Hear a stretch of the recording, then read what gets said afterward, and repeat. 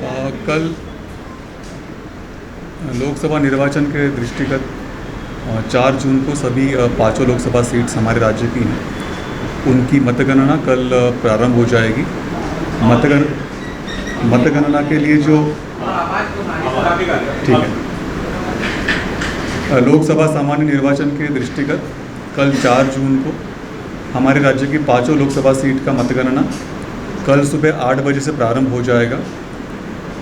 इसके संदर्भ में सभी पॉलिटिकल पार्टी के साथ बैठक संपन्न हो चुकी है जनपद स्तर पर, जिसको आरओ के द्वारा संबोधित किया गया है। सभी कैंडिडेट्स को, उनके इलेक्शन एजेंट्स को और पॉलिटिकल पार्टी के उनके जो पदाधिकारी होते हैं उनको लिखित में अनुरोध किया गया है कि स्ट्रॉन्ग रूम ओपनिंग के समय वो कृपया वहाँ पर उपस्थित रहें, ताकि उनकी उपस्थिति में स्ट्रॉन्ग रूम को खोला जाए। इसके अलावा निर्वाचन आयोग ने काउंटिंग के तैयारियों के जायज़े के लिए साथ में काउंटिंग के सभी प्रक्रियाओं पर निगरानी रखने के लिए 27 ऑब्जर्वर्स राज्य में तैनात किए हैं। सभी ऑब्जर्वर्स अपने अपने जनपदों में जहां पर उनकी तैनाती की गई है उन स्थानों पर पहुंच चुके हैं। आज सभी जनपदों में मतगणना के दौरान जो कार्मिक तैनात होंगे उनका सेकंड रैंडमाइजेशन का प्रक्रिया भी संपन्न कर लिया गया है। थर्ड रैंडमाइजेशन का जो प्रक्रिया होगा वो कल सुबह 5 बजे से लेकर 6 बजे के बीच में नियत तिथि पर संपन्न होगा। उसमें संबंधित रिटर्निंग ऑफिसर और वहाँ के जो प्रेक्षक होंगे वो वहाँ पर उपस्थित रहेंगे। स्ट्रॉन्ग रूम को जो ओपन किया जाएगा तो उसके समस्त प्रक्रियाओं को वीडियोग्राफ भी किया जाएगा और वहाँ पर उपस्थित सभी प्रत्याशी, उनके इलेक्शन एजेंट और जो भी अधिकारीगण होंगे उनका वहाँ पर पंजिका में हस्ताक्षर भी किया जाएगा। इसके अलावा जो काउंटिंग का समय होगा ये बहुत महत्वपूर्ण बिंदु है।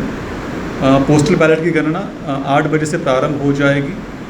हमारे राज्य में जो 5 रिटर्निंग ऑफिसर्स हैं, आरओ हेडक्वार्टर्स हैं, वहाँ पर 8 बजे से पहले पोस्टल बैलेट काउंटिंग प्रारंभ होगा। उसके उपरांत 8:30 बजे से ईवीएम काउंटिंग प्रारंभ होगी। लेकिन ऐसे जनपद जहाँ पर आरओ मुख्यालय नहीं है वहाँ पर 8 बजे से ही ईवीएम काउंटिंग प्रारंभ हो जाएगी। पोस्टल बैलेट अन्य जनपदों में नहीं होता है, वहाँ पर केवल आरओ हेडक्वार्टर में पोस्टल बैलेट आते हैं पार्लियामेंट्री सीट पर। तो आरओ हेडक्वार्टर पे जैसे हमारा पौड़ी, देहरादून, टिहरी लोकसभा के लिए, हरिद्वार, अल्मोड़ा जनपद में और उधम सिंह नगर जनपद में ही पोस्टल बैलेट आएंगे। तो वहाँ पर 8 बजे पोस्टल बैलेट प्रारंभ होगा। जो अन्य जनपद है जहाँ पर पोस्टल बैलेट नहीं आते हैं काउंटिंग के लिए, वहाँ पर 8 बजे से ही ईवीएम काउंटिंग शुरू हो जाएगी। इसके उपरांत इसके अलावा जो है हम लोगों ने ईवीएम काउंटिंग के लिए 884 टेबल्स तैनात किया हुआ है, 884 पूरे प्रदेश में। और एक विधानसभा में अधिकतम 14 टेबल ही हो सकती है ईवीएम काउंटिंग के लिए, और उससे कम कई जनपदों में रखा हुआ है। उदाहरण के लिए हरिद्वार में पिरान कलियर में 14 से कम टेबल वहाँ पे रखे गए हैं, 8 टेबल रखे गए हैं। ऐसे सभी जनपदों में अलग अलग संख्या हो सकती है। उसके दृष्टिगत जो है हम लोगों ने 884 टेबल्स पूरे राज्य में रखे हुए हैं। प्रत्येक टेबल पर 3 कार्मिक जो होंगे वो तैनात होंगे। उसमें एक काउंटिंग सुपरवाइज़र होगा, एक काउंटिंग असिस्टेंट होगा, एक माइक्रो ऑब्जर्वर होगा। और इन सभी कार्मिकों की जो ड्यूटीज़ होंगी ये रैंडमाइजेशन करने के उपरांत ही वो तैनात किए जाएंगे। इसके अलावा 120% का रिज़र्व कार्मिक को भी तैनात किया जाएगा, जो कि वहाँ पर अवेलेबल होंगे। किसी आकस्मिकता में चेंज करने की अगर आवश्यकता होती है तो वहाँ से उनको शिफ्ट कर सकते हैं। मतगणना स्थल पर विद्युत आपूर्ति के लिए, पेयजल आपूर्ति के लिए, खान पान व्यवस्था के लिए, लॉ एंड ऑर्डर को मेंटेन करने के लिए विशिष्ट अधिकारियों का तैनाती किया गया है। काउंटिंग सेंटर के लिए एक स्पेशल मजिस्ट्रेट का भी तैनाती किया गया है, जो एडीएम रैंक के हो सकते हैं जनपद मुख्यालय पर। इसके अलावा काउंटिंग सेंटर पर सुरक्षा के दृष्टिगत 3 घेरों में सुरक्षा व्यवस्था बनाई गई है। सबसे अंदरूनी घेरे में सीएपीएफ के द्वारा ड्यूटीज़ तैनात की जाएगी। सेकंड जो घेरा होगा वो हमारे जो स्टेट आर्म पुलिस होती है, सशस्त्र पुलिस बल जो होगा राज्य का, उसके द्वारा वहाँ पे ड्यूटीज़ तैनात की जाएगी। और जो तीसरा घेरा होगा वो राज्य पुलिस के द्वारा वहाँ पे ड्यूटीज़ तैनात की जाएगी। किसी भी व्यक्ति को जो हमारा तीसरा घेरा है वहाँ उसके आगे वाहन अनुमन्य नहीं होगा, वहाँ से पैदल आप अंदर जा सकते हैं। सभी आने वाले व्यक्ति जो काउंटिंग एजेंट्स हो सकते हैं या हमारा काउंटिंग स्टाफ हो सकता है या अन्य कोई कार्मिक हो सकता है, उनको अपना पहचान पत्र जो डीओ के द्वारा अथवा आरओ के द्वारा जारी किया गया है उसी के साथ परमिशन अंदर जाने की होगी। इसके अलावा जो काउंटिंग एजेंट्स नियुक्त किए जाएंगे प्रत्याशियों के द्वारा और पॉलिटिकल पार्टीज़ के द्वारा, उनको फॉर्म 18 में एक नियुक्ति पत्र दिया गया है, वो उसके साथ में और अपना एक वैध प्रमाण पहचान पत्र के साथ में वो वहाँ पे प्रवेश कर सकते हैं। काउंटिंग सेंटर पर किसी भी व्यक्ति को मोबाइल फ़ोन साथ में रखना अलाउड नहीं है, तो उसके लिए मोबाइल डिपॉजिट करने की व्यवस्था वहाँ बनाई गई है। और उसके अलावा वहाँ पे कोई भी electronic equipment, mobile phones, laptop, कोई वीडियो कैमरा अथवा और भी कोई डिवाइस अंदर परमिटेड नहीं होगा। तो कृपया इसको सबसे अनुरोध होगा कि सभी जो काउंटिंग एजेंट्स है, प्रत्याशी, इसको अपना इस बारे में अपना ध्यान रखें कि कोई मोबाइल फ़ोन अंदर नहीं लेके जाना है। इसके अलावा जैसे मैंने बताया कि पारदर्शिता के लिए मतगणना स्थल पर वहाँ पर वीडियोग्राफी की व्यवस्था की गई है। समस्त प्रक्रिया को वीडियोग्राफ किया जाएगा।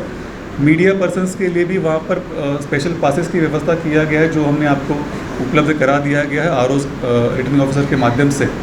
उसके साथ साथ में जितने भी हमारे मीडिया पर्सन्स होंगे उनके लिए वहाँ पर एक मीडिया कंट्रोल रूम भी स्थापित होगा, जहाँ पर आपके सुविधा के लिए टेलीविज़न सेट्स, टेलीफोन उपलब्ध होगा, फैक्स उपलब्ध होगा। वहाँ से आप अपना मेल कर सकते हैं, अपनी सूचना को कंपाइल कर सकते हैं।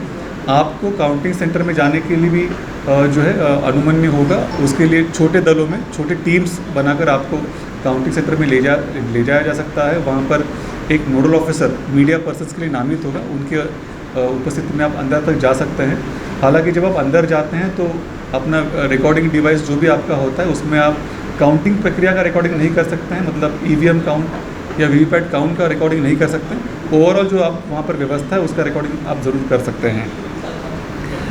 इसके अलावा जो महत्वपूर्ण बिंदु है, जैसे कि एक आरओ के मुख्यालय पे कैंडिडेट अथवा उसके इलेक्शन एजेंट वहाँ पर बैठ सकते हैं। निर्वाचन आयोग ने आज एक और निर्देश जारी किया, जिसके माध्यम से अगर प्रत्याशी चाहे तो किसी दूरस्थ जिले में भी अपना काउंटिंग एजेंट एआरओ टेबल पर नामित कर सकते हैं, जिसकी जानकारी संबंधित प्रत्याशियों को उनके आरओ के माध्यम से उपलब्ध कराई जा रही है।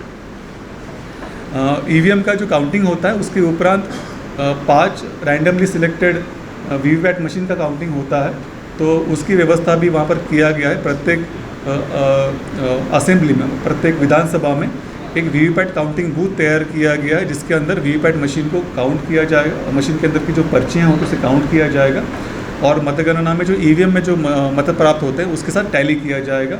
उसके बारे में समस्त निर्देश को जो हम लोगों ने सभी काउंटिंग सेंटर्स पर डिस्प्ले करने का निर्देश दिया हुआ है, ताकि कोई संभ्रम किसी की मन में ना रहे, प्रक्रिया का अनुपालन उसके माध्यम से किया जाए। जो अभी तक का जो जानकारी मेरे पास में आया हुआ है उसमें ये बताना आवश्यक है कि हमारे राज्य में जो मतदान के दौरान जो हमारे मतदान कार्मिक थे उनके द्वारा 27,156 व्यक्तियों ने पोस्टल बैलेट का प्रयोग किया था।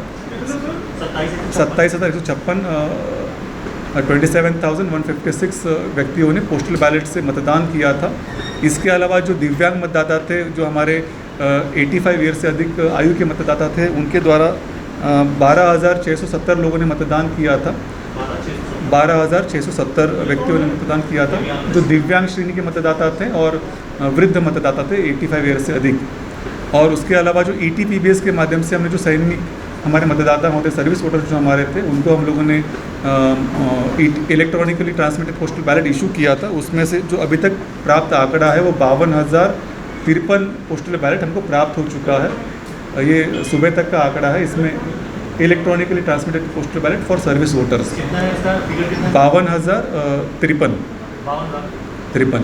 इसमें आज भी कुछ पोस्टल बैलेट आ सकते हैं और कल सुबह 8 बजे तक जितने पोस्टल बैलेट प्राप्त हो जाएंगे आरओ हेडक्वार्टर तक, उनको काउंटिंग में हम ले सकते हैं। तो इस आंकड़े में और वृद्धि होने की संभावना होती है।